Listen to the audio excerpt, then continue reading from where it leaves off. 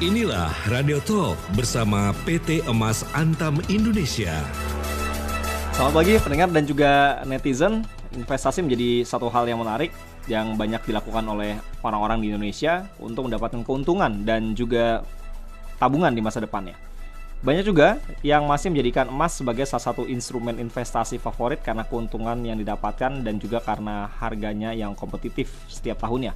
Bahkan juga perkembangan teknologi turut mendorong hadirnya investasi emas secara online yang semakin memudahkan masyarakat. Dengan investasi emas online kita bisa melakukan beli dan jual emas dengan cara yang mudah, hanya dengan menggunakan gadget kita tanpa perlu kita mendatangi toko fisiknya. Di tengah tingginya animo masyarakat membeli emas, disertai pilihan kemudahan bertransaksi, para penipu juga mengeluarkan jurus penipuan dengan sasaran emas melalui investasi bodong. Lalu bagaimana rupa penipuan investasi emas dan cara mengenalinya dan siapa yang rawan menjadi target penipuan ini? Kami saat ini sudah bersama dengan Vice President Risk Compliance and Procurement PT Emas Antam Indonesia, Jason Zainal Arifin. Saya Beri Hamzah, inilah Radio Talk selengkapnya.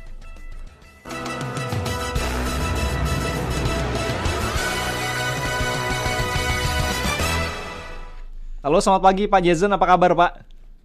Halo, selamat pagi Mas Beri, Alhamdulillah sehat. Mas Sehat Beri gimana kabarnya Mas? Kabar baik juga. Ini udah berapa kali ya kita ketemu ya? 2 atau Ini 3 yang kali kedua ya kali. kayaknya ya? Yang kedua kali. Kedua kali ya. Ini lagi-lagi kita ngomongin tentang investasi, apalagi lagi marak banget nih beberapa hari belakangan tentang adanya investasi bodong, ada investasi yang berujung penipuan dan lain sebagainya. Sebelum kita nanti ngobrolin tentang investasi emas ya, dan bagaimana caranya kalau ada pendengar ataupun netizen yang mau investasi emas yang aman dan nyaman, yang mungkin resikonya juga bisa diminimalisir. Nah, kalau kita ngomongin investasi, ini kan kadang-kadang masyarakat yang mungkin secara literasi masih awam ya, masih belum paham betul tentang investasi, mereka ketika ditawarkan keuntungan yang luar biasa tergiur untuk menginvestasikan uang atau harta bendanya. Apa sih sebetulnya yang perlu diperhatikan oleh masyarakat terkait dengan hal-hal ini, Pak Jason? Baik, terima kasih Mas Beri. Jadi memang ketika kita ingin berinvestasi ya tadi ya balik lagi kalau apa namanya tadi yang Mas Beri sampaikan bahwa investasi itu kan salah satu instrumen ya untuk mendukung ya untuk mendukung dan menambah pundi-pundi pundi-pundi yang dapat Pendapatan kita ya, pendapatan atau kita. punya tujuan tertentu, misalkan mau umroh, mau haji, Iya, tapi investasiin dulu betul. harta bendanya ke instrumen investasi yang banyak itu ya. Gitu. Nah, memang di sini selain tadi sudah disampaikan juga oleh Mas Beri ya, butuhnya literasi ya. Kalau ini kan sudah kita bahas di tema sebelumnya ya, Mas Beri ya. Betul, betul. Memang perlunya literasi dan inklusi juga terhadap apa namanya terhadap lembaga-lembaga keuangan atau lembaga-lembaga investasi ya. Hmm. Itu juga memang sangat diperlukan untuk oleh masyarakat agar pada akhirnya tidak terjerat dengan yang namanya investasi bodong gitu kan.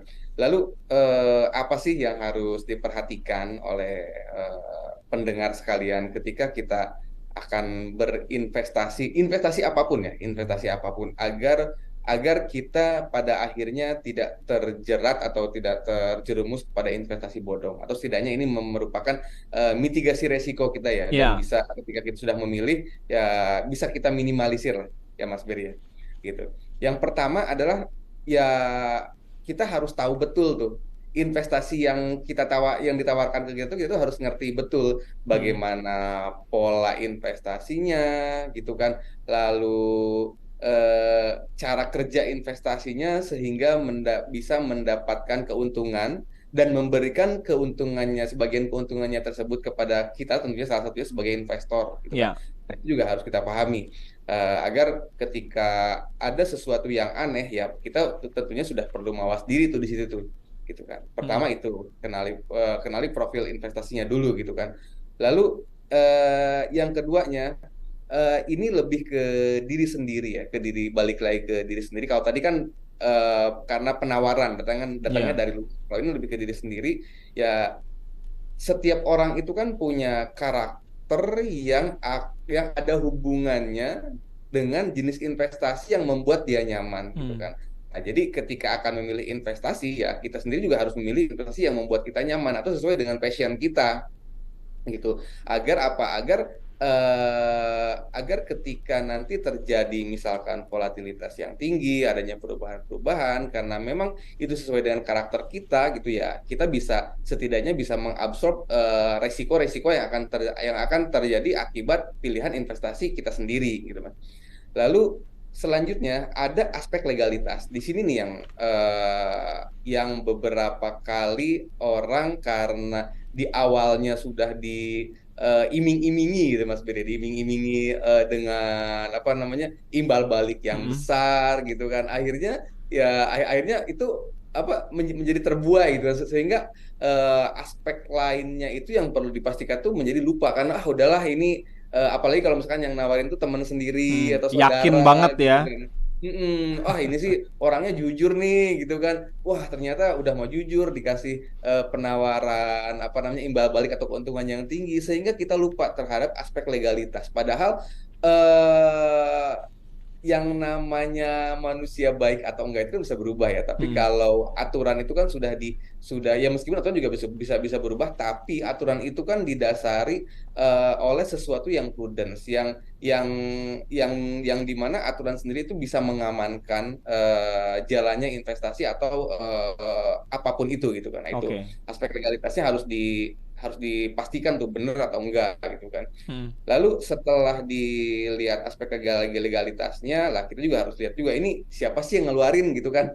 Oh, Hmm. kalau misalkan emas digital misalkan Bapepti gitu kan ya. Hmm. Kita harus ya tadi balik lagi peningkatan literasi lagi ya. Kita Oke. browsing-browsing, lihat-lihat, coba coba lihat dan coba pahami gitu kan.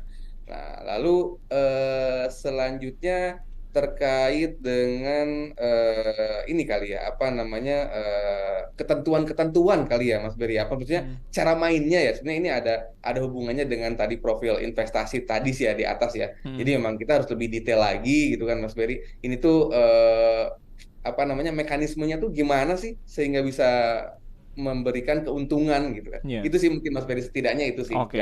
boleh saya Nah, sampaikan. tadi di awal aja saya juga sempat menyinggung bahwa emas ini sekarang jadi salah satu instrumen investasi yang memang jadi pilihan masyarakat ketika tadi makin banyak investasi-investasi yang nggak jelas atau yang imbal hasilnya kadang-kadang menjanjikan tapi profil resikonya juga cukup tinggi ya. Nah, untuk investasi emas ini kan sekarang banyak nih pilihannya. Ada yang kita nabung emas atau kita membeli emas dalam bentuk kepingan atau logam mulia, terus ada juga yang mungkin investasi emasnya menggunakan perhiasan, tapi sekarang ada juga yang dalam bentuk investasi emas secara online. Nah, kalau kita lihat masing-masing tadi ya, sebetulnya untuk resiko investasi emas secara umum kalau dibandingkan dengan investasi-investasi yang lain itu gimana sih sebetulnya? Nah, baik. Tadi yang secara online itu maksudnya emas digital ya, Mas Beri ya? Iya, emas Oke, digital. oke, oke, oke, oke.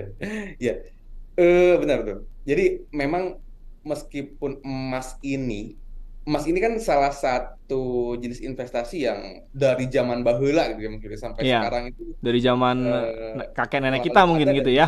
betul dan sudah terbukti kekuatannya gitu kan ya Heeh. buktinya sampai sekarang juga ada gitu kan itu kan dari zaman dulu gitu. Nah, namun dengan perjalanannya emas meskipun seperti itu, tetap yang namanya investasi itu pasti ada resikonya. Termasuk juga Hmm. dengan emas sih Mas Ferry Termasuk gitu kan. emas, ternyata ada resikonya juga ya. Pasti ada sih, pasti ada, Oh. pasti ada. Dan ini yang memang yang perlu kita pahami ya, balik lagi Hmm. ke tadi ya Mas Ferry, jadi poin pertama kita. Yang pertama emas ya. Emas itu ya pasti ya yang namanya investasi apalagi emas ini kan karena emas digital ini baru ya Mas Beri ya, baru Hmm. baru muncul. Kalau kita ngomongin emas fisik, yang pertama ya pasti ada resiko kehilangan. Gitu kan. Hmm. Karena ya mungkin saya sendiri juga masih emas tuh ya nyimpen tuh masih nyimpen di rumah gitu kan. Ya, kecuali Mas Joko ya, Coba nggak kasih mungkin tahu hilang Mas ya. Beri gitu kan di mana saya nyimpennya kan. Nah, ini juga sebetulnya menjadi resiko kehilangan ya.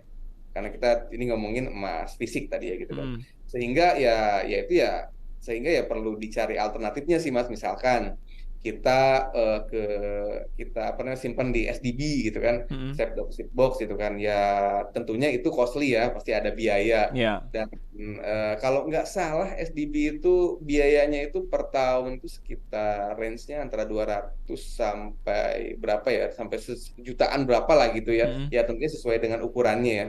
Ya, kadar dari emasnya berapa gram gitu ya. Lebih ke luasan safe deposit box-nya sih, apa namanya, besarnya si SDB-nya itu sih Mas Berry gitu. Lalu itu mungkin alternatif yang itu salah satu alternatif lainnya ya kita bisa beli berangkas sendiri di rumah gitu Ya. kan.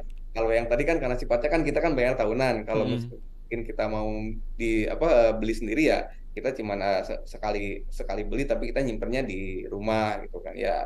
Kalau berangkasnya seperti apa ya disesuaikan aja dengan apa namanya, dengan Keperluan jumlah emas emasnya yang kita punya berapa punya banyak gitu ya. ya. Ya, kalau udah punya kiloan ya pakai berangkasnya yang bagus ya. Kalau enggak yang masih yang di kotak-kotak kayak kotak apa namanya make up itu loh. Itu yang pertama terkait dengan kehilangan.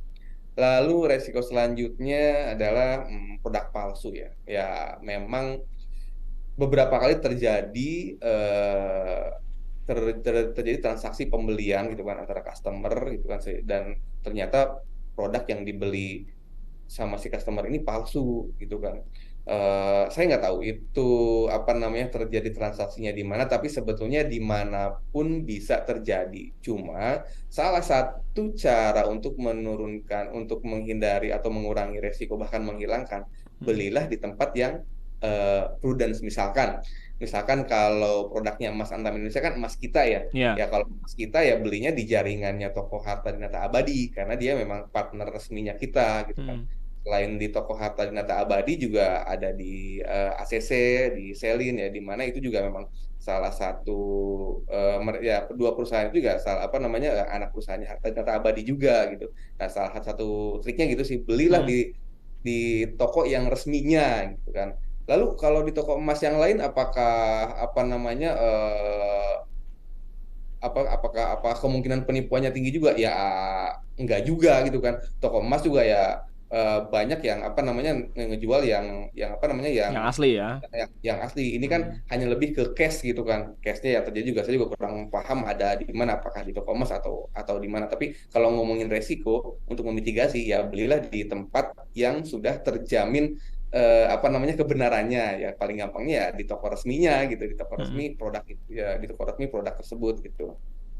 Oke, Gitu. kita jeda dulu karena ada juga mungkin pendengar atau netizen yang mau bertanya langsung ke Pak Jason. Silakan kalau Anda mau bertanya tentang investasi emas atau mungkin Anda pernah mengalami penipuan investasi emas, silakan Anda boleh cerita juga. Nanti kita coba bahas ya di pagi hari ini. Anda bisa telepon di 0215869000, SMS WA 0811806543. Nah, pilihannya kalau mau investasi emas, apakah memang lebih baik yang fisik atau dalam bentuk digital misalnya gitu ya. Anda mungkin punya pertanyaan seperti itu. Dan apakah investasi emas ini bisa dijadikan investasi dalam jangka panjang atau jangka pendek? Nah, nanti kita bahas setelah yang berikut ini ya. Pak Jason, tetap bersama kami ya. Nanti kita akan lanjutkan lagi setelah yang berikut ini. Radio Talk bersama PT Emas Antam Indonesia.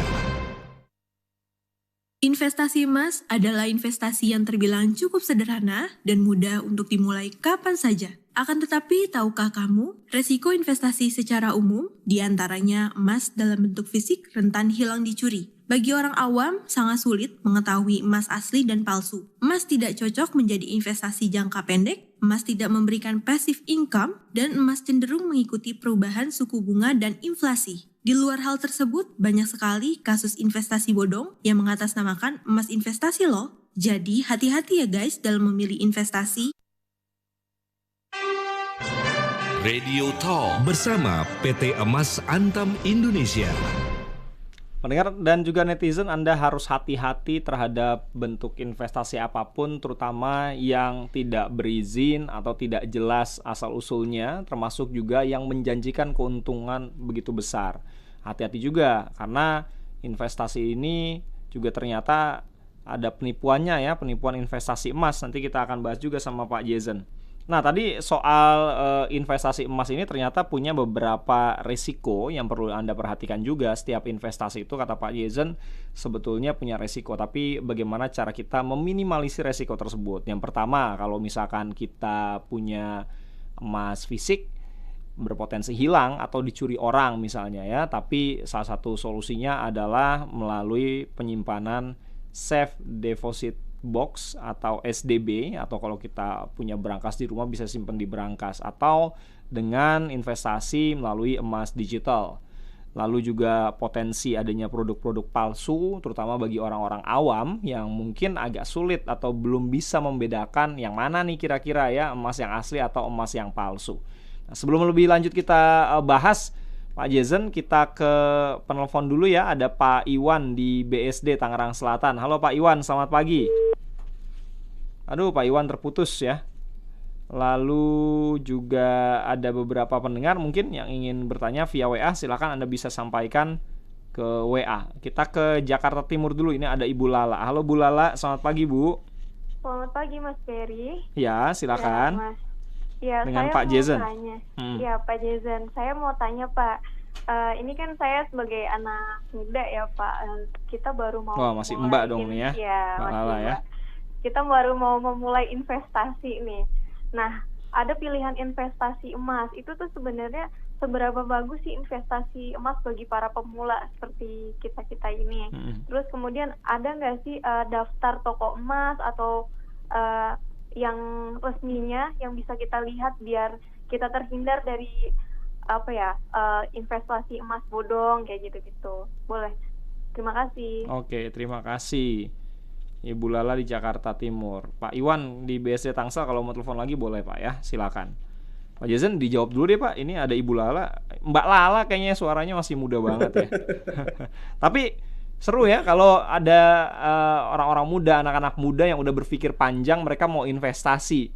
Wah, ini keren nih. Silakan. Ya, betul. Baik, terima kasih Mbak Lala ya. Oke, ini menarik, investasi emas bagi anak muda seberapa bagus itu ya. Ya begini, pertama seberapa bagusnya investasi emas, kita lihat dulu historicalnya si investasi itu tersendiri ya. Sebelum kita ngomongin cocok atau enggaknya dijadikan investasi bagi anak muda.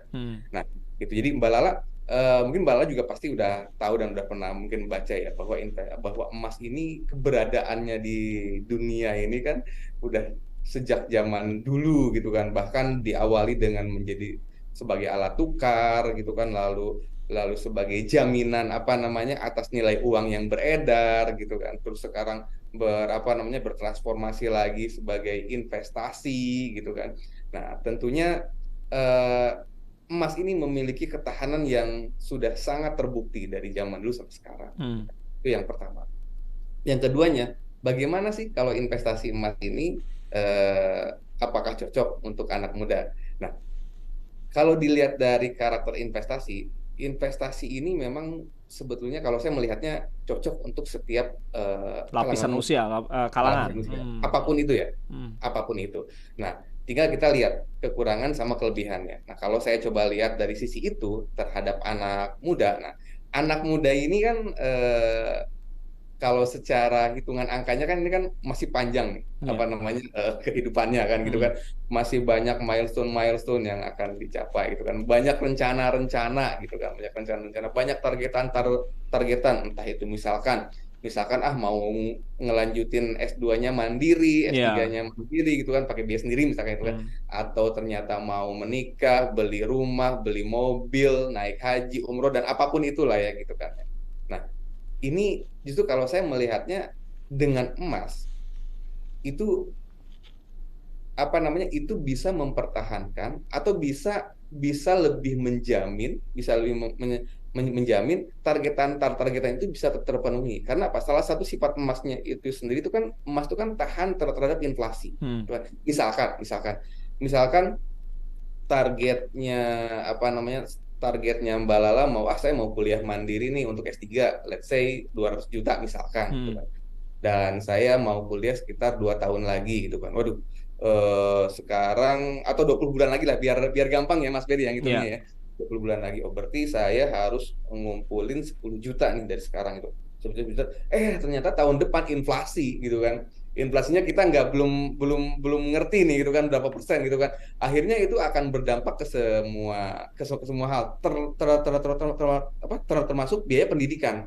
Ternyata ketika Mbak Lala udah mengarrange gitu kan, udah mengatur gitu kan, udah menabung rutin gitu kan. Ternyata pas bulan ke-20 ya jadi 230 atau 40 atau something lah ya gitu kan. Nah, kalau dengan emas, Mbak Lala, karena emas ini kan sifatnya kan tahan terhadap inflasi ya. Dan jadi kalau misalkan 200 juta ini setara dengan 200 gram, ya, Mbak Lala dimulailah dengan misalkan menabung 1 bulan itu misalkan sekitar 10 gram gitu kan, 10 gram. Tapi 10 itu gram. rutin ya, sampai nanti Rutin, 20 bulan ke depan gitu ya, sampai Dan- dengan betul. tujuan investasi kita ini untuk apa gitu. Betul. Dan tentunya nilai uangnya ya karena kan harga emas juga kan fluktuasi kan. Ya. Itu pasti akan berubah-ubah, tapi patokannya adalah gramasi emasnya.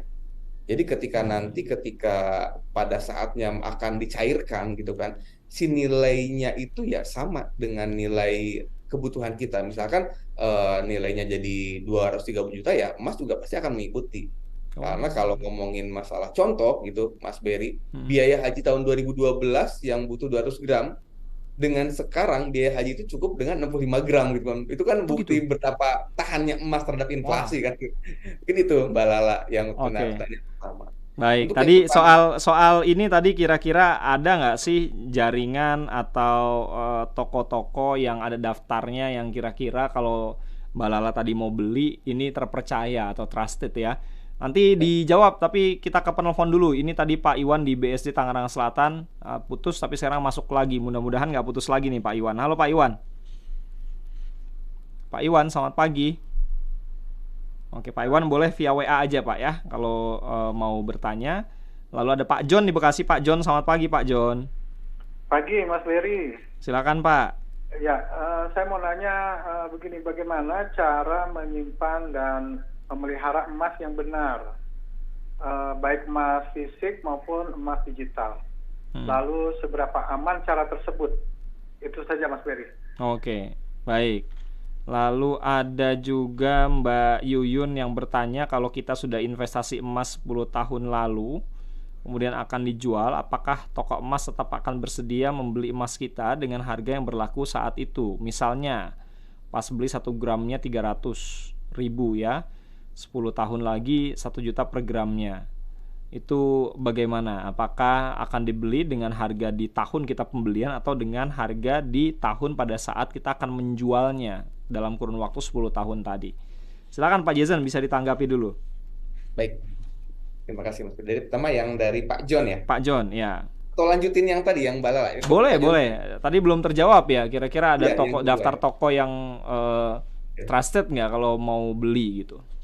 Ya, baik. Nah, untuk daftar toko, untuk produk emas kita sama Kencana. Kalau Kencana kan perhiasan. Kalau emas kita ini emas batangan, Mbak Lala, gitu kan. Yang terjamin keaslian, yang terjamin kemurniannya 99,99%. Ini merupakan second brandnya Antam ya, Mbak Lala. Jadi, nah untuk toko Mbak Lala bisa akses di emaskita.id. Di situ ada jaringan toko Harta Dinata Abadi. Di situ bisa emaskita.id ya. Di emaskita.id. Itu ada di Jabodetabek. Kalau tadi Mbak Lala di Jakarta Timur, harusnya sih sudah ada ya di daerah-daerah Jakarta Timur. Jadi emaskita.id. Jadi bisa dicek nanti jaringan tokonya yang menjual emas kita. Nanti dilanjutin lagi Pak Jason. Saya mau menyapa dulu nih. Pak Iwan di BSD sudah masuk lagi. Sepertinya dalam perjalanan. Halo Pak Iwan. Oke, Pak Iwan putus lagi, nggak apa-apa. Kita lanjutkan dengan Pak John tadi. Bagaimana cara menyimpan emas, baik yang fisik maupun yang digital. Nah, kalau yang digital ini mungkin ada pertanyaan juga dari beberapa orang pendengar. Mau beli emas digital itu bagaimana sih caranya? Karena ada rasa khawatir juga dari beberapa orang pendengar dan netizen kalau beli emas fisik tadi khawatir nggak bisa nyimpan, hilang dan lain sebagainya. Silakan Pak. Baik. Terkait dengan cara penyimpanan dan memelihara emas yang benar ya, baik itu emas digital ataupun emas fisik. Mungkin saya coba jawab yang emas digital dulu ya. Jadi kalau emas digital itu kan sebetulnya karena kita kan nggak pegang fisiknya gitu kan ya. Tapi kita tahu bahwa emasnya itu ada. Nah, biasanya ketika kita membeli emas, jadi kalau aturannya, ketika kita membeli emas digital kepada salah satu misalkan pedagang emas digital, maka si pedagang itu wajib memiliki vault. Vault itu kayak tempat penyimpanan emas fisiknya gitu kan.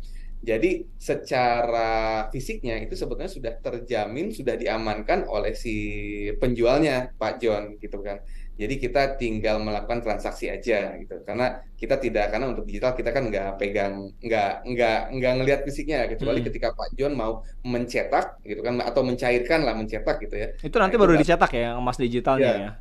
Betul, ketika kita akan mengambil kan Mas Berry ya, jadi kita sampaikan bahwa kita ingin mencetak ini nih tabungan saya gitu kan, kita sekian gram. Nah, baru nanti kita bisa melihat. Nah, lalu kalau untuk cara menyimpan emas fisik, tadi solusinya pertama kalau mau aman, ya pasti karena mau aman ya. Kalau ya untuk mengamankan emas fisik kita ada beberapa cara, Pak John. Pertama, kalau Pak John mau simpen di safe deposit box-nya bank juga bisa. Saya pikir hampir semua bank punya fasilitas punya itu SDB ya. Gitu. Tapi ada biaya yang harus dikeluarkan gitu. Betul. Ada tarif tahunan dan ada juga biaya terkait misalkan kalau ada kerusakan dan lain-lain. Dan di awal tuh kayaknya ada harus nyimpen deposit sekian rupiah lah gitu. Nah, itu sih Pak John. Lalu kalau misalkan mau di rumah tadi, tergantung berapa banyak jumlah emas fisik yang Pak John punya. Misalkan kalau masih sedikit gitu kan mungkin bisa pakai box berangkas yang kecil gitu Pak John, kayak kotak make up ya mungkin gitu. Tapi kalau Pak John udah punya kiloan, lebih baik ya pakai berangkas yang beneran yang gede itu Pak John. Nah, itu sih cara menyimpan. Dan kalau memeliharanya sebetulnya justru emas ini akan teruji keasliannya ketika tidak akan berubah. Ketika tidak berubah. Jadi emas itu bahkan digosok pun warnanya nggak berubah gitu. Sekarang pun nggak berubah warnanya. Jadi nggak akan pudar lah ya. Nggak akan berubah lah. Kecuali bungkusnya ya, Mas Berry, Pak John, itu bungkusnya mungkin bisa kayak agak luntur, ngeblur gitu. Itu sih. Oke, tadi ada Mbak Yuyun, kalau misalkan 10 tahun yang lalu beli 1 gramnya Rp300.000. Nah, 10 tahun berikutnya ya, atau di saat yang sekarang, kita mau jual nih, apakah kita akan menjualnya atau toko akan membeli emas yang kita dapatkan 10 tahun yang lalu itu dengan harga yang sekarang atau harga yang kita beli dulu sih sebetulnya? Nah, ini kita balik lagi ke cerita awal bahwa emas ini adalah investasi jangka panjang. Belum saya sampaikan. Jadi emas ini adalah investasi jangka panjang. Justru dengan Mbak Yuyun menyimpan emas itu dalam jangka waktu yang lama, harusnya nilainya itu berkali lipat atau berpuluh-puluh kali lipat kali ya. Kalau yang saya tahu itu kan 2012 itu sekitar 200.000, sekarang udah 1 juta, ya mungkin jadinya 5 kali, anggaplah 5 kali lipat lah gitu kan, atau berkali-kali lipat lagi.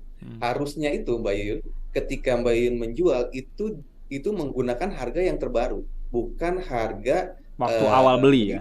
Waktu awal beli. Cuman yang perlu saya pastikan juga gini sih, yang dimaksud emas sama Mbak Yuyun itu emas perhiasan atau emas batangan gitu kan. Kalau emas perhiasan memang agak sulit, kadang ada beberapa toko yang membeli gitu kan, yang membeli juga akhirnya menggunakan harga kwitansi gitu kan, padahal sebetulnya itu nggak pas juga, karena ada emas di dalam perhiasan itu meskipun tidak semurni emas batangan gitu kan, tapi kan ada nilai emasnya, di mana nilai emasnya tentu akan berbeda antara 10 tahun lalu ya pas kita beli dengan emas yang sekarang ya. Nah, kalau emas batangan, kalau mau kayak gini, kadang ada beberapa pembeli emas gitu kan, atau toko emas gitu kan, memang yang menggunakan atau yang menggunakan harga yang agak berbeda dengan yang ditetapkan oleh penjual resmi. Misalkan katakanlah yang dikeluarkan oleh Antam gitu kan. Mereka biasanya suka menjadikan tahun pembuatan itu menjadi salah satu faktor penentu harga juga gitu. Kalau misalkan wah ini tahunnya udah lama nih, harganya dikurangin gitu kan gitu. Padahal kan mau tahun kapan juga emas ya tetap emas gitu. Maksudnya mau Emas beli yang sama sekarang aja mau ya. jual ya sama Yang aja gitu jadi kan nilai itu adalah segitu juga. kadarnya kan, bukan dari Iya, tahun betul. sebetulnya. Betul betul Kecuali betul. ya kendaraan, Nah, mobil iya ya, betul ada betul. penyusutan gitu Penyusutan, ya. betul betul betul. Emas itu kan tidak ada penyusutan, betul kata Mas Berry tadi tepat banget. Mhm. Nah itu, jadi ketika Mbak Yuyun ternyata misalkan Mbak Yuyun punyanya tuh tadi ya emas batangan, ketika menjual ke toko emas, aduh ada faktor tahun pembuatan yang menjadi penentu emas, Mhm. mungkin sebaiknya dijualnya ke toko resmi, ke toko resminya gitu kan. Ke toko, Oke. misalkan kalau misalkan Mbak Yuyun punyanya emas kita ya dijualnya ke toko Harta Dinata Abadi gitu ya. Itu di Ya. situ pasti akan menggunakan harga yang berlaku saat itu juga. Hmm. Itu sih. Oke, kita jeda kembali karena semakin banyak pertanyaan yang masuk dari WA. Kalau yang mau telepon langsung boleh juga di 0215869000. Ada juga yang bertanya bagaimana caranya kita investasi emas yang katanya nggak bisa dipergunakan untuk investasi jangka pendek.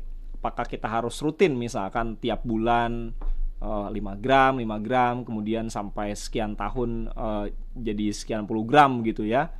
Atau kita beli satu keping yang agak mahal sedikit, misalkan kadarnya ya 50 gram atau 100 gram, kemudian kita simpan dalam kurun waktu tertentu, habis itu kita nggak beli-beli lagi, atau seperti itu caranya. Nanti kita bahas setelah yang berikut ini, termasuk juga soal tadi bagaimana emas ini bisa bertahan terhadap inflasi dan juga bagaimana dengan adanya suku bunga acuan yang biasa juga dikeluarkan oleh Bank Indonesia. Apakah juga sedikit banyak mempengaruhi harga emas yang ada di Indonesia atau bahkan juga secara global. Nanti kita bahas setelah yang berikut ini. Radio Talk bersama PT Emas Antam Indonesia. Investasi emas adalah investasi yang terbilang cukup sederhana dan mudah untuk dimulai kapan saja. Akan tetapi, tahukah kamu, resiko investasi secara umum, diantaranya emas dalam bentuk fisik rentan hilang dicuri. Bagi orang awam, sangat sulit mengetahui emas asli dan palsu. Emas tidak cocok menjadi investasi jangka pendek, emas tidak memberikan passive income, dan emas cenderung mengikuti perubahan suku bunga dan inflasi. Di luar hal tersebut, banyak sekali kasus investasi bodong yang mengatasnamakan emas investasi loh. Jadi hati-hati ya guys dalam memilih investasi. Radio Talk bersama PT Emas Antam Indonesia. Pak Jason, kita lanjutkan ya. Saya juga punya pertanyaan nih. Kalau emas digital apakah di Antam ada atau enggak? Karena ada beberapa pendengar atau netizen juga yang menanyakan hal ini. Karena tadi sempat disinggung ada emas digital ya yang sempat disampaikan oleh Pak Jason. Gimana? Ya, baik.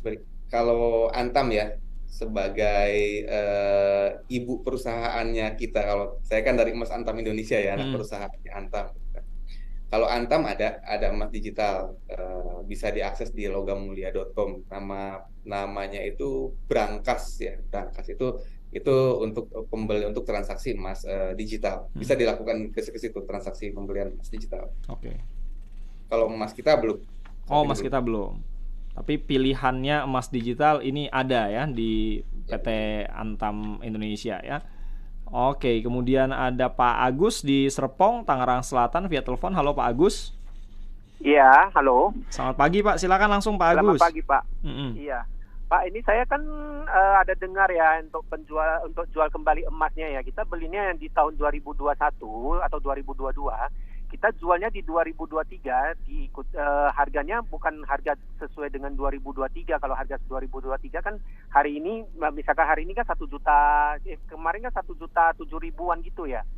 Tapi dia terima 900-an gitu. Karena alasannya kan belinya di 2021, 2020. Sebenarnya kadar emasnya kan sama gitu loh. Oke, itu saja Pak ya.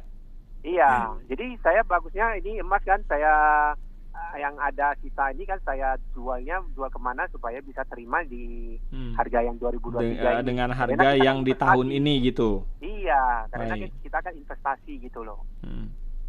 Oke, terima kasih Pak Agus pertanyaannya. Selamat pagi. Ini banyak juga ya memang ya toko-toko emas yang seperti ini yang tadi kita bahas di awal atau sebelum kita jeda ya, Pak Jason. Iya, iya Ini betul kenapa sih ya. kalau gitu? Apakah karena memang setiap toko emas berbeda-beda dan ya ada persaingan, mereka juga ingin dapat untung dan lain sebagainya karena mereka notabene ketika membeli dari konsumen, mereka jual lagi ke konsumen yang lain sehingga mereka harus ada variasi harga dan untung gitu. Gimana?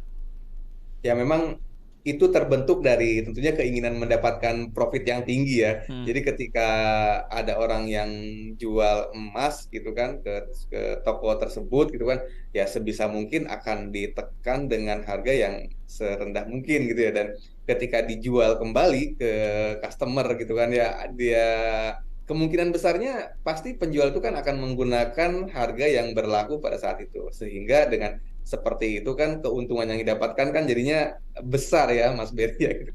Nah itu sih jadi memang jadinya itu menjadi sebuah mekanisme pasar yang membentuk harga itu sendiri gitu.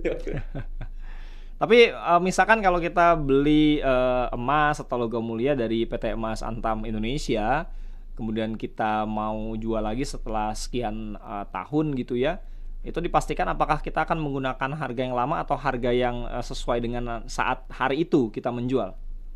Tentunya akan menggunakan harga yang baru, itu juga menjadi salah satu jaminan kita juga ya bahwa kita memang perusahaan yang serius dalam berbisnis emas dan mengikuti aturan-aturan yang berlaku termasuk terkait dengan penentuan harga juga. Oke. Berarti kalau begitu pendengar, Anda beli emasnya jangan kemana-mana di PT Emas Antam Indonesia melalui jaringan toko harta dinata abadi ya. Ada betul. emas Belinya kita ya yang dan trusted. rencana untuk perhiasan. Ya, emas kita dan juga emas kencana untuk yang perhiasan. Jadi belinya di situ. Nah, setelah sekian tahun nanti misalkan Anda sudah sesuai dengan tujuan Anda investasi emas karena belinya tadi di PT Emas Antam Indonesia melalui jaringan toko harta dinata abadi, Anda jualnya lagi di jaringan toko harta dinata abadi. Jadi harganya tentu akan menggunakan harga real yang ada di hari itu karena tadi komitmen dari PT Emas Antam Indonesia untuk berbisnis emas. Nah, ada Pak Iwan ini masuk lagi. Saya langsung sapa saja supaya nggak putus ya. Halo Pak Iwan. Iya, pagi Mas Berry. Selamat pagi, silakan. Akhirnya ini sinyal jelek banget saya. Oh gitu, karena masih di jalan ya. Langsung aja Pak kalau gitu supaya nggak putus. Iya. Ini apa namanya? Saya usul dong. Jadi kita kalau beli emas di Emas Antam langsung ada layanan deposit box-nya. Oke. Jadi kita beli kan langsung bisa nitip di situ gitu loh. Nanti kita bayar deh setahun berapa. Kita sistemnya kayak nabung gitu kan. Kita ada rezeki beli. Daripada kita beli di Antam terus nanti kita bawa lagi emasnya ke bank deposit kan itu resiko juga. Oke. Satu itu usul ya sama Pak Jason. Meminimalisir perpindahan, movement atau mobilisasinya. Layanan seperti itu tolong diadakan. Satu. Kedua, tolong juga diadakan fasilitas atau layanan menabung emas. Saya sebut aja ya, kayak di Pegadaian itu loh. Oke. Jadi misalkan kita punya hari ini punya uang 1 juta nih, kita transfer 1 juta, nanti dikonvert sama dia, konvert ke emas dapat 0, sekian gram gitu kan. Nanti terkumpul berapa gram, nanti pecahan berapa bisa dicetak, kita bisa ambil gitu loh. Itu aja sih 2 hal itu. Baik. Ya, makasih. Terima kasih Pak Iwan di BSD. Pak Jason, ini usulannya menarik nih Pak. Silakan Pak. Iya. Halo Mas Berry, Silakan. Mas? Silakan.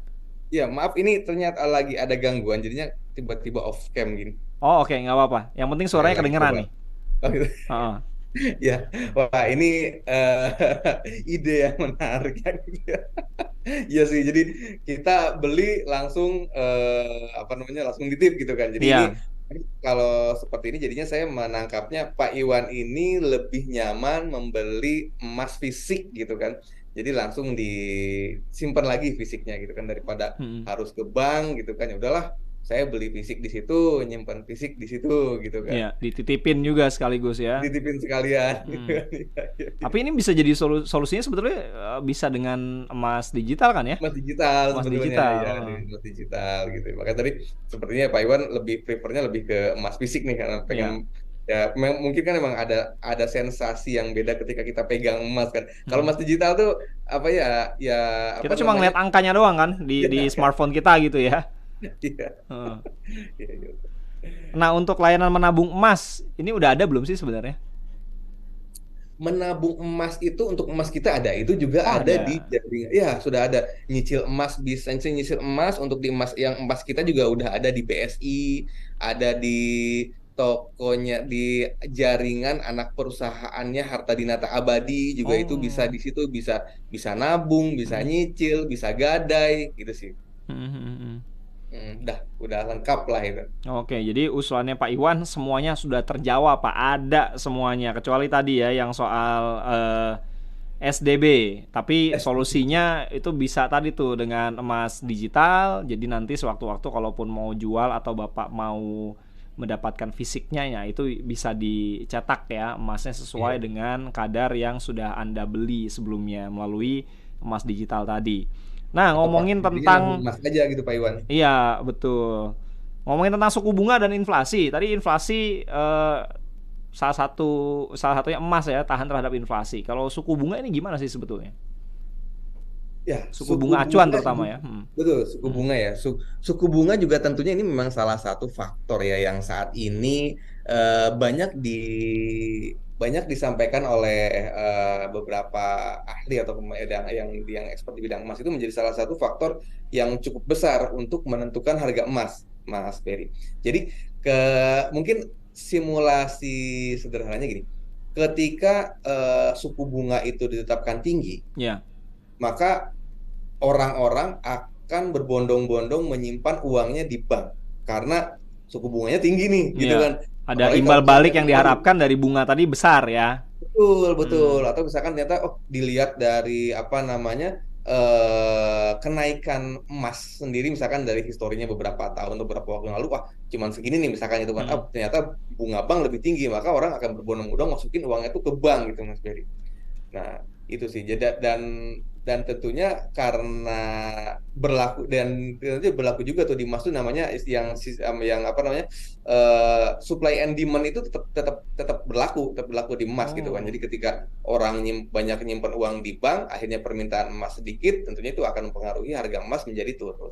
Hmm. Gitu sih. Dan berlaku sebaliknya, Mas Berry, ketika suku bunganya rendah gitu kan, orang dipaksa untuk apa namanya, berbelanja kan, gitu kan. Suku bunga rendah itu kan salah satu faktornya agar orang kan muterin uangnya gitu Ya. kan di luar gitu kan, bukan di Hmm. bank, nggak ngendep Hmm. di bank gitu kan. Nah, itu juga salah satu faktor yang mempengaruhi harga emas akan menjadi naik gitu Mas Berry. Oh, berarti kalau begitu rumusnya lebih baik apakah kita membeli pada saat suku bunga acuan ini lagi tinggi atau gimana sih sebetulnya? Atau kita tadi mau suku bunganya tinggi atau rendah, ada inflasi atau enggak, yang penting kita rutin aja deh nabung atau Iya. investasi emas. Gitu caranya. Kalau saya sih tadi, opsi yang kedua dari Mas Berry, rutin. Karena Oh. gini, memang harga acuan harga emas di Indonesia ini kan dolar ya, Hmm. dolar yang ditetapkan di LME, apa, London Metal Exchange itu kan, Ya. satuannya dolar Mas Berry. Nah, sementara kita belinya rupiah. Ketika kita beli rupiah, ketika kita beli emas dalam bentuk rupiah, sebetulnya itu kan kita kita mengalami dua kali konversi. Hmm.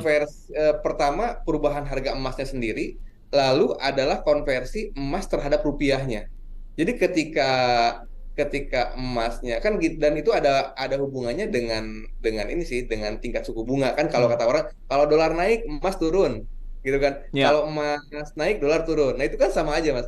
Ketika dolarnya naik, maka nilai nilai tukar rupiahnya juga akan semakin besar. Meskipun emasnya harganya turun, tapi karena nilai tukar terhadap rupiahnya besar, ketika dikalikan dolar mungkin akan sama jadinya. Hmm. Jadi solusinya adalah yang paling bagus sih menurut saya, ya memang rutin aja, mau naik mau turun kita tetap konsisten nabung emas, karena pada faktanya emas itu naik, selalu mengalami kenaikan gitu. Meskipun memang ada beberapa momen tahun ya yang turun ya, tapi pada akhirnya sampai dengan sekarang itu kan kenaikannya cukup signifikan ya. Ya. Apalagi kalau kita ngomongin tahun 2022 kemarin, 2022 itu ya, pas COVID. Hmm. Gitu. Oke. Kita istirahat dulu ya. Nanti Baik. kita lanjutin lagi karena masih ada beberapa pertanyaan yang belum terjawab dari para pendengar atau netizen via WA. Termasuk juga kalau ada yang bertanya tentang kalau mau nabung emas untuk biaya pendidikan, kan kita juga harus ngitung tentang inflasinya. Kira-kira berapa tahun ke depan nih biaya pendidikan itu akan mengalami kenaikan. Nah itu gimana tuh kalau kita menyimpan uang kita dalam bentuk emas atau investasi emas? Apakah cukup menjanjikan sebetulnya atau bagaimana? Termasuk juga nanti kita akan bahas, memang ada ya bentuk investasi emas yang berujung pada penipuan. Nanti kita bahas juga, dan supaya ini jadi edukasi juga untuk para pendengar serta netizen, jangan sampai tertipu dengan adanya penipuan investasi emas. Setelah yang berikut ini. Radio Talk bersama PT Emas Antam Indonesia. Hari ini mood aku happy banget. Gimana nggak happy? Aku bangun-bangun tadi ada notifikasi kalau THR sudah masuk. Alhamdulillah banget ya kan? Kalau gini kan pas banget. Jadi aku bisa langsung belanja parcel lebaran di Klik Indomaret. Enaknya kalau belanja di promo ini, aku bisa pilih sendiri untuk isi parcelnya nih. Untuk varian produk makanan minumannya, jelas lengkap dan yang penting pas banget buat kebutuhan lebaran nanti. Nah ini nih yang bikin happy lagi. Kalau kita pakai OVO, Livin Mandiri atau BCA, ada potongan spesial tambahan sampai dengan 100.000. Tunggu apa lagi? Cus beli dan berbagi untuk keluarga atau sahabat yuk. Langsung aja install aplikasi Klik Indomaret di App Store atau Play Store. Radio Talk bersama PT Emas Antam Indonesia. Gak kerasa, ini kita sudah hampir 60 menit ya ngobrolin tentang investasi, terutama investasi emas, dan juga soal penipuan-penipuan yang kadang-kadang menghinggapi sektor investasi ini ya. Tidak hanya investasi emas tapi juga banyak instrumen investasi lainnya. Nah, ada pertanyaan dari Pak Yanto ini, Pak Jason. Ada Pak Trianto yang rencananya akan menyimpan emas yang dimiliki selama 10 tahun karena katanya untuk biaya pendidikan anaknya. Apakah selama 10 tahun itu kita juga harus memperhitungkan inflasi yang berdampak terhadap biaya pendidikan anak nanti di kemudian hari? Gimana? Baik, Pak. Pak Yanto ya, Pak. Ya, itu bagus banget ya, Pak ya, merencanakan sesuatu dengan menggunakan emas sebagai underlying, sebagai persiapannya lah gitu ya, sebagai modalnya gitu, bagus banget. Jadi karena emas ini adalah safe haven gitu ya, yang sangat tahan terhadap inflasi, harusnya tidak menjadi masalah ketika Pak Yanto misalkan sekarang mau menyekolahkan anaknya dengan biaya yang saat ini berlaku. Misalkan Pak Yanto mau menyekolahkan anaknya di jurusan A gitu kan. Yeah. Biayanya ini terhitung 100 juta. Ketika dikonversi ke dalam bentuk emas saat ini tuh adalah sebesar 100 gram gitu kan. Kalau gampangannya kan udah. Ketika nanti Pak Yanto misalkan 10 tahun lagi akan menyekolahkan anaknya, saya sih melihat melihat sejarahnya harga emas ini, itu pasti 100 gram itu pasti akan cukup untuk membiayai sekolah anaknya Pak Yanto. Contohnya apa? Contohnya adalah harga harga domba ya. Ini mana ya Mas Berry ya? Kayaknya saya beberapa kali pernah ngomongin ini ya Mas Berry, tapi ya nggak apa-apa, ini kan biar lebih mengingatkan kita semua juga ya terkait dengan seberapa tahannya emas gitu. Jadi harga domba itu Pak Yanto dari zaman dulu sampai sekarang itu tetap 1 dinar. Di mana 1 dinar itu kan 4,5 gram ya. Zaman bahula juga 4,5 gram gitu kan. Sekarang juga ya beli domba ya 4,5 gram juga kan. Kalau 4,5 gram saat ini ya sekitar 4,5 juta lah gitu ya. Dan itu bisa beli domba gitu. Mau tahun kemarinnya lagi, tahun 90-an, 80 tetap itu 1 dinar atau senilai 4,5 gram. Jadi itulah bukti ketahanan emas. Jadi kalau misalkan Pak Yanto udah menyiapkan biaya kuliah biaya sekolah anaknya dengan berupa emas sekarang, itu adalah pilihan yang tepat sekali gitu kan. Ya contohnya tadi terkait dengan harga domba. Bahkan kalau kita ngomongin biaya haji Pak Yanto gitu kan, biaya haji terhadap emas itu malah emas itu semakin menguat. Kalau tahun 2012 itu sekitar 200 gram, kalau sekarang cukup dengan 65 gram. Bahkan lebih kurang ya, kalau ditetapkan pemerintah sekitar 45 juta ya mungkin sekitar 45 gram atau 50 graman. Itu sih Pak Yanto. Ya, ini ada Pak Arif juga, Pak Jason. Saya mau bertanya, saya dapat emas investasi peninggalan kakek moyangnya Pak Arif katanya ya, kakek moyang saya kata Pak Arif. Bentuknya ini emas logam logam mulia katanya, London 24K 99,9 atau 9 4 kali. Ini asli atau palsu ya? Caranya untuk membedakan yang asli dan palsu itu gimana sih kata Pak Arif? Silakan Pak Jason. Waduh, banyak nih kayaknya Pak Arif nih simpenannya. Iya. Mudah-mudahan asli ya. Mudah-mudahan asli. Mudah-mudahan asli. Ya betul. Jadi memang kalau udah dalam jumlah besar dan agar Pak Arif juga tingkat keyakinannya tinggi, emang bisa dibawa ke tempat uji emas ya. Kalau Emas Antam Indonesia sendiri belum bisa membuka gitu kan, karena sifatnya masih hanya untuk bisnis to bisnis aja gitu kan. Nah tapi kalau mau Pak Arif bisa datang ke Antam di unit logam mulia yang di Pulau Gadung. Di situ bisa dites gitu kan. Tapi tentunya ada biayanya, dan biayanya saya nggak tahu berapa, tapi kayaknya lumayan lah gitu kan. Nah tapi sebetulnya itu yang mau lebih pasti ya. Tapi kalau misalkan ternyata ada nggak sih cara yang lebih mudah lagi? Ya ada sih. Misalkan kayak datang ke toko emas. Biasanya kalau toko emas itu akan melihatnya keasliannya misalkan dengan menggunakan berat jenis dan mungkin ada teknik-teknik lainnya gitu sih.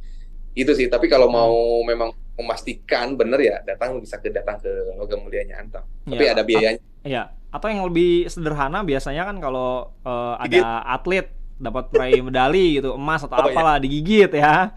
Kalau ceplakan gigi kita, hasil gigitan kita itu merekat ada di emas, itu katanya asli ya emas kita ya. Kemudian juga ada yang katanya didekatkan ke magnet.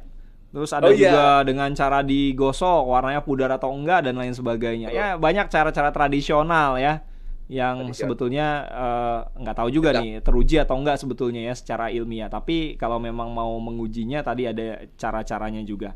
Nah ini mungkin sebagai akhir atau penutup dari kita, karena tadi kita membahas juga tentang penipuan-penipuan. Ternyata ada juga ya penipuan investasi emas. Nah caranya supaya kita nggak ketipu, atau pendengar yang sekarang sudah mulai aware mau investasi entah untuk pendidikan anaknya, mau beli rumah, mau beli mobil, mau umroh, pergi haji dan lain sebagainya. Ini gimana caranya supaya mereka ini bisa hati-hati dan terhindar dari penipuan investasi emas nih Pak Jason? Ya baik. Ya memang karena emas ini sangat menarik ya Mas Berry untuk dijadikan investasi, sehingga menjadikan itu sebagai salah satu pemicu bagi orang-orang yang tidak bertanggung jawab ya untuk mengambil keuntungan dengan cara yang tidak benar gitu kan. Nah, ya banyaklah terjadi penipuan investasi emas, khususnya di Indonesia juga banyak gitu ya. Nah, bagaimana sih cara kita melihat bahwa investasi itu sebetulnya benar atau enggak gitu ya, benar atau enggak? Mungkin jadinya ke situ ya Mas Berry ya pertanyaannya. Jadi pertama kita bisa lihat yang paling gampang deh, yang kita inginkan dari sebuah investasi itulah keuntungan gitu. Coba kita tanya gitu kan, gimana nih skema keuntungannya atau berapa imbal baliknya? Nah, biasanya kalau yang bodong dia itu memberikan nilai imbal balik yang tidak masuk akal, yang besar ya, karena kan memang dia kan pengen membuat orang itu menjadi tertarik. Jadi sehingga menyampaikan nilai-nilai yang nggak masuk akal gitu kan. Gimana cara kita tahu itu masuk akal atau enggak? Balik lagi kita coba lihat dengan bisnis praktis, dengan praktisnya seperti apa gitu kan. Ini sebetulnya kalau investasi emas itu berapa sih keuntungan per tahunnya gitu kan, berapa sih kenaikan harga per tahunnya, terus kok ini ditawarinnya misalkan 2% per bulan. Wah, 2% per bulan itu gimana caranya? Misalnya ini contoh aja gitu kan. Sementara harga emas itu setiap hari aja naik turun iya. Gitu. Nah, kadang pagi sore terus besokannya udah beda-beda ya harganya ya. Tuh, bahkan kalau kita akses London Metal Exchange itu hampir per menit atau per detik gitu ya, berubah per jam. Terus ya. Itu akan bergerak terus gitu kan. Nah, itu jadi yang pertama harus ketika itu si investasi itu menawarkan keuntungan yang terlalu besar dan terlalu menyegerakan mimpi kita terjadi, ya itu harus hati-hati gitu. Karena kalau itu bener ya semua orang investasi ke situ aja jadinya kan gitu. Iya. Oke. Gitu. Pak Jason, sebagai penutup, ada hal lain mungkin yang ingin disampaikan kepada para pendengar, dan Baik. mungkin kalau kaitannya dengan minat masyarakat atau pendengar tadi yang ingin investasi emas, kira-kira kalau mau beli di PT Emas Antam Indonesia ini bisa beli di mana dan ketersediaannya apaan aja sih? Karena sekarang kan tadi ada pilihannya yang mereka mungkin dengan lempengan logam mulia gitu ya, atau dengan perhiasan mereka mau investasinya. Gimana? Silakan Pak Jason. Oke, baik. Kalau emas Antam sendiri produknya ada dua, ada emas batangan dan emas perhiasan, di mana emas perhiasannya juga memiliki memiliki kemurnian 99,99% sama dengan emas batangannya. Jadi untuk ibu-ibu dan mbak-mbak selain bisa gaya, bisa juga berinvestasi dengan perhiasan, gitu kan. Tuh, lalu bisa dapetin di mana aja? Tentunya bisa dilihat di emaskita.id. Di situ ada jaringan toko harta dinata abadi, di mana harta dinata abadi itu adalah partner resminya Emas Antam Indonesia untuk menjual.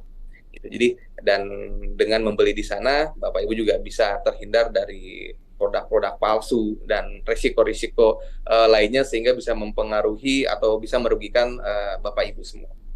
Itu sama. Itu sih ya, pesan saya sih ya tadi ya, jangan tergiur dengan investasi yang tidak masuk akal, apalagi dengan durasi yang singkat, katanya nggak ada resiko, apalagi harus ngerekrut orang lain lagi gitu kan, dan kapan aja, itu janganlah, itu terlalu baik kalau terjadi. Too good to be true itu biasanya agak-agak zong ya di ujungnya nanti. Oke, jadi untuk Anda pendengar dan netizen, tadi Pak Jason bilang kalau Anda sudah mulai tertarik atau sekarang lagi ngitung-ngitung mau investasi emas, belinya bisa di jaringan toko harta dinata abadi. Ini partner resmi dari PT Emas Antam Indonesia. Kalau mau cek kira-kira adanya di mana aja, bisa klik emaskita.id. Nanti akan ada daftarnya kira-kira di daerah mana Anda bisa beli. Mudah-mudahan yang terdekat di tempat Anda sudah ada. Dan pilihannya kalau dari PT Emas Antam Indonesia ini ada dua, ada emas batangan yaitu dengan brand emas kita, dan emas perhiasan yaitu emas kencana. Ini sama kadarnya ya, 94 kali 99,99%. Oke Pak Jason, terima kasih Pak untuk waktunya. Sukses terus untuk PT Emas Antam Indonesia. Mudah-mudahan kita bisa ketemu lagi nanti di lain waktu. Ya. Selamat pagi. Selamat pagi.